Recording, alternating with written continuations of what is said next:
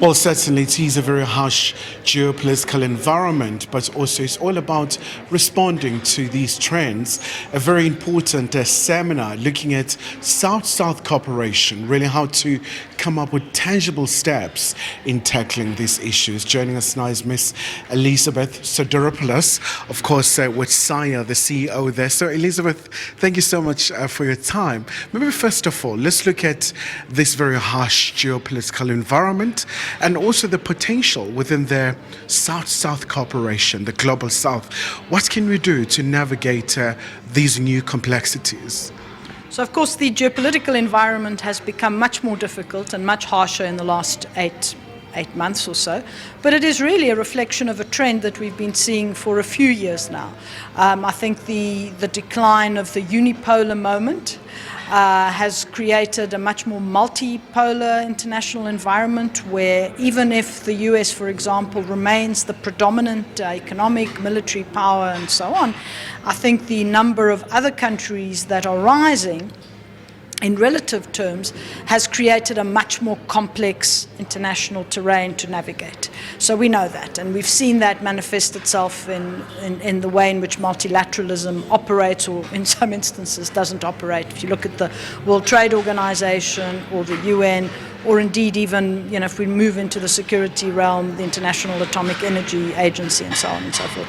So I think that's the geopolitical environment which has become much more fraught. Now that has accelerated.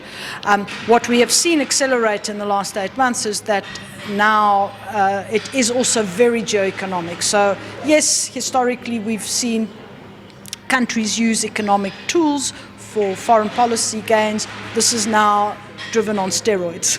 And so that is also another characteristic of the current environment. What that means is that whereas previously, I think already before 2025, countries were recognizing that they needed to create new strategies, identify opportunities across the board, not just focusing on traditional partners in economics and so on. Now the fact is that we have to do that strategic realignment even faster in order not to affect our very vital national interests. And if we're looking at it in the context of South Africa, for example, we're talking about how we deal with unemployment, poverty, inequality. And the reality is that 40 years ago, we may not have been able to have this conversation in terms of being able to diversify beyond traditional partners because the global South had still not risen in the way that it is now. We know already about the size of the Chinese economy. Depending on how you measure it, it's the first or the second largest in the world. We're also looking at a rising India.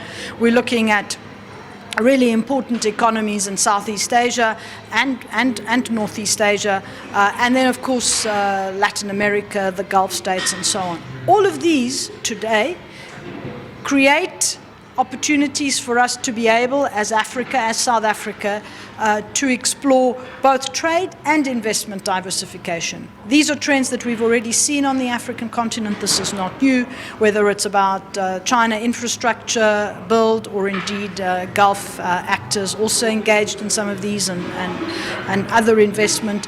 But I think the crisis engendered by the tariff wars and the much more geoeconomic approach to global economic policy, also issues around currencies and so on, and macroeconomic policies, I think these might see an acceleration in the search to explore new partnership. What is critical, though, is that the instruments that we have put in place on the African continent, the frameworks, and say, for example, the African Continental Free Trade Area and so on, are actually implemented. They're rolled out so that we can actually benefit from it. It's no good them staying as frameworks or as agreements on paper. We need to domesticate them, and then we need to make sure we create a much more integrated African market, which is will not only contribute to improving intra-African trade and investment, but will also act as a magnet for external trade and investment.